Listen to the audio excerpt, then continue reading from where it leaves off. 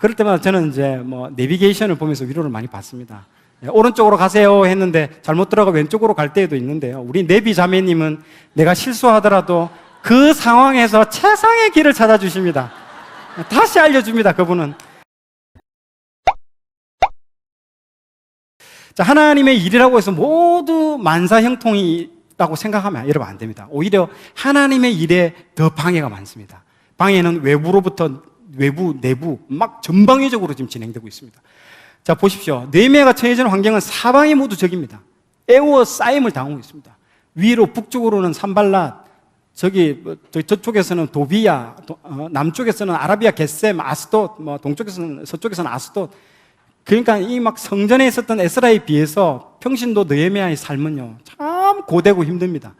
외부 대적자들이 막 방어하면서 성벽 중수 작업을 하죠. 그래서 기도로 의지할 수밖에 없었다는 거죠. 정말 이게 평신도의 삶이 이렇다는 거예요. 우리 평신도의 삶은 성전에서 말씀 듣고 나가서 최전방에서 싸우잖아요. 그리고 또 거기를 지켜내야 되는 겁니다. 안 그러면 회파되면 그걸 통해서 뚫고 들어옵니다. 나중에는 성전까지 들어옵니다. 그거를 우리는 계속 어떻게 힘을 얻습니까? 말씀이죠. 말씀으로 다시 힘을 얻어서 다시 최전방에 가서 그 길을 성벽을 지키고 그거 회파가 안 되도록 막고 하는 그 역할들을 이 평신도의 삶들이 우리가 다 하는 거죠. 아주 중요한 역할들을 한다고 이게 봐야 됩니다. 이게 중요한 부분들입니다. 자, 다음 들어보십시오. 그래서 대적들이 조롱을 하죠. 사마리아 사람 산발랏이 지금부터 집요하게 이제 방해합니다. 그래서 나중에 신약에 유대인들이 사마리아 사람들을 막 냉대한 이유가 아수르한테 잡혀가가지고 피가 섞여가지고 혼혈이 된 이유도 있지만은 이 산발랏이 너무 집요하게 방해합니다. 그 이유 때문에 나중에 더 미워하는 이유도 있습니다. 그래서 보면 뭐라고 합니까? 이 미약한 유다 사람들이 하는 일이 무엇이냐? 스스로 견고하게 하려는가? 제사를 드리려고 하는가? 하루의 일을 다 마치려고 하는가? 불탄 돌을 흙무더기에서 다시 일으키려는가? 막 이렇게 조롱하고 저주를 퍼붓죠. 그리고 도비야는 뭐라고 합니까? 그들이 건축하는 돌 성벽은 여우가 올라가도 곧 무너지리라 하더라. 뭐 이렇게 이런 식으로 막 조롱하죠.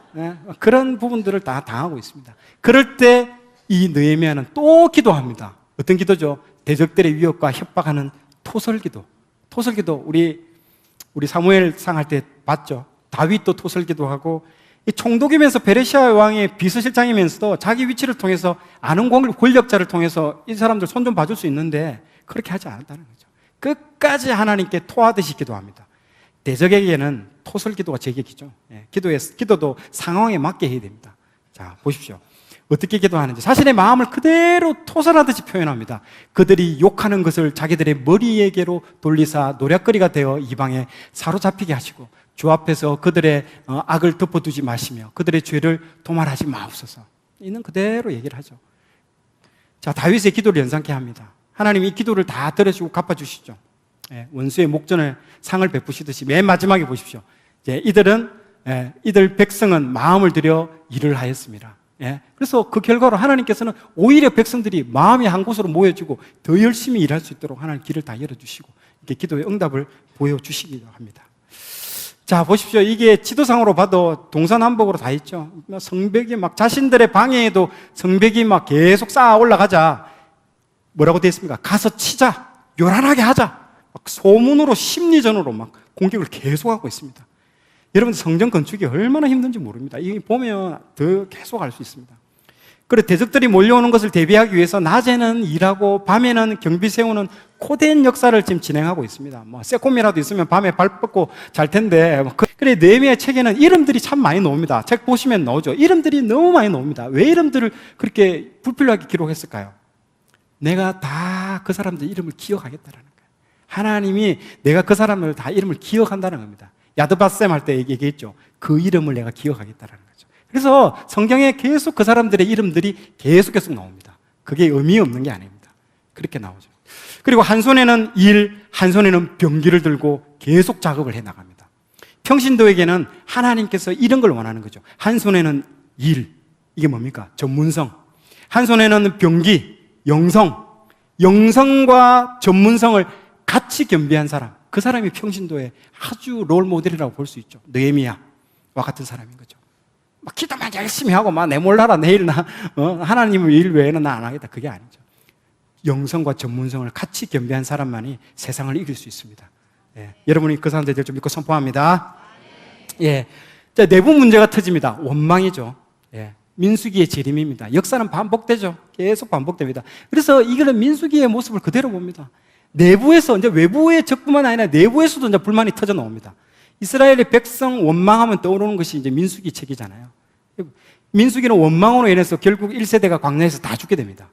원망과 불평에 대해서 하나님은 내 귀에 들리는 대로 내가 너희들한테 해주겠다 해가지고 싹 다 사람들이 다 죽습니다. 공동체에서도 자주 보게 되죠. 우리가 누군가 잘못하게 되면 그것으로 인해서 고통당하면 막 원망 터지지 않습니까? 뭐 심지어 교회 공동체라도, 우리 가족 공동체도 우리 막 차 타고 아버지가 막 차 타고 가다가 길 잘못 들면 뭐라 합니까? 왜 그렇게 갔냐? 뭐 정신을 어디다 두고 뭐 그렇게 했냐? 옆에 앉아 궁시렁궁시렁 하죠. 그럴 때마다 저는 이제 뭐 내비게이션을 보면서 위로를 많이 받습니다. 오른쪽으로 가세요 했는데 잘못 들어가 왼쪽으로 갈 때도 있는데요. 우리 내비 자매님은 내가 실수하더라도 그 상황에서 최상의 길을 찾아주십니다. 다시 알려줍니다. 그분은 아무런 불평도 안 해요. 그분은, 그 자매님은 목소리에 화난 기색도 없어. 7번 아닌 77번 실수해도 그분은 판단 정제를 안 하시더라고요. 그리고 부정적인 말도 안 하고 그 순간마다 현재 상태에서 최상의 길, 그걸 그대로 다시 또 알려주더라고요. 참, 돕는 영혼이 같은 문제로 막 계속 같은 문제로 넘어질 때마다 우리 내비 자매님 떠오르면서 그럴 수 있습니다. 예, 현재 상황에서 가장 좋은 길 크리오 채플로 내려가십시오. 예, 알려주시면 됩니다. 예, 우리 예수님이 그런 분이죠. 아무리 같은 실수해도 뭐 정죄치 않고 용서하시는 우리 예수님을 통해서 위로받으시는 될 줄 믿고 선포합니다. 예. 자, 흉년이 되어가지고요, 이유가 있습니다. 왜 백성들이 원망을 할까요? 이유가 있습니다. 백성들이 흉년이 와버렸습니다. 이 느헤미야가 왔는 그때 흉년이 와가지고 백성들의 삶이 너무 궁핍했어요. 1년 농사를 지었는데 흉년이 되어버렸어요. 그러니까 하나도 수확이 없잖아요. 그러니까 그 다음 농사를 짓기 위해서 상주청들한테 자기 재산을 다 저당을 잡혀버립니다. 그런데 그 이후에 다시 농사를 지었는데 2년 때도 또 흉년이 와버린 거예요. 와, 이거는 설상가상이잖아요. 그래서 저당 잡힌 재산 다 넘어가 버립니다. 그 상주청들이 다 뺏어가 버렸어요. 이제는 저당 잡힌 게 없잖아요. 그래도 농사를 지어야 되잖아요. 내년 농사를 위해서. 그래서 저당 잡힐 게 없으니까 자녀들을 종으로 팔아요. 비참합니다. 읽어보시면 나옵니다. 이제 그런 상황에서 상류층들은 고리 대금업으로 막 한몫 챙기고 있어요. 거기 보면요. 이런 상황에서 가난한 자들은 성벽을 재건할 수 없는 상황이죠. 지금 이런 상황인데 무슨 성벽 재건입니까? 원망이 터져 나오는 겁니다. 그럴 만도 하죠. 그래서 느헤미야가 고민을 하죠. 외부에서는 산발락과 도비아가 막 쳐들어오겠다고 막 위협하고, 안에서는 이런 빚 문제, 백성들의 고통, 막 무슨 성벽 곡사입니까? 이거 못하는 거죠. 사면초가. 그렇다고 백성들 편들어주면요, 막 상주청들 내몰라라고 백성들 편들어주면 상주청은 나도 성벽공사 안 할래 이래 돼버려요. 험난한 상황이 되는 거죠. 정말 나 같으면 도망갑니다. 진짜 페르시아로 도망가서 내 원래 있는 직업으로 다시 가겠죠. 대부분 사람들 그렇죠. 근데 느헤미야는 끝까지 이 문제를 해결합니다. 이 상황에서 느헤미야는 성벽 재건을 딱 중단합니다. 더 이상 해봐야 이건 의미 없다라는 거죠. 백성들 편이냐 귀족들 편이냐, 잘못하면 사분오열, 이 사회가 분열 막 일으킬 수 있는 상황입니다. 우리나라하고 똑같죠. 지금 딱 느헤미야가 처해진 상황입니다. 사회 통합 없이는 한 발짝도 지금 못 나가는 상황입니다. 사회 내부 통합 없이 개혁은요, 해봐야 끊임없이 위험 요소만 내재되고 있는 게 개혁이라는 거죠. 다시 더 되돌아와 버립니다. 개혁은. 이 사역보다는 어떻게 보면요, 이 느헤미야는요, 이 사람을 더 중요했습니다. 관계성, 신앙, 그거를 중요시했던 느헤미야를 알 수 있습니다. 왜 성벽을 짓습니까? 그러니까 우리는 무슨 일을 할 때 왜 이걸 짓는지를 반드시 알아야 돼요. 왜? 이걸 왜 짓지? 백성들을 위해서 짓는 거잖아요. 근데 백성들이 지금 지을 준비가 전혀 안 돼 있는 상태잖아요. 무엇인지, 이 백성들의 문제가 무엇인지를 가만히 들어보니까 이거 문제거든요. 이걸 해결해 주지 않고서는 성벽 공사는 진행할 수 없다는 걸 깨닫게 됩니다. 그래서 대대적으로 이게 물러 모으죠. 귀족들하고 민장들을. 저 그림처럼 고리대금 그만해라. 질책을 합니다. 회개해라고. 그리고 백성들 빚 탕감 다 해주라고 바로 단도직입적으로 얘기해버립니다. 그리고 조치를 하죠. 아주 선한 영향력을 행사합니다. 느헤미야는 이런 문제들을 어떻게 해결했을까요? 말씀으로 돌아가서 해법을 합니다. 말씀에 나옵니다, 여러분들. 그래서 여러분들 말씀을 읽어야 돼요. 레위기 보십시오. 레위기 출애굽기에 보면요, 긍휼의 율법이라고 분명히 언급되어 있습니다. 레위기 25장에 보면 형제에게 이자 받지 말고, 흉년일 때는 돈 빌려주지 말고, 양식 빌려주지 말고 그냥 나누어 주라고. 나누어 주라고 하나님이 그 긍휼의 율법, 그걸 다 알려줬어요.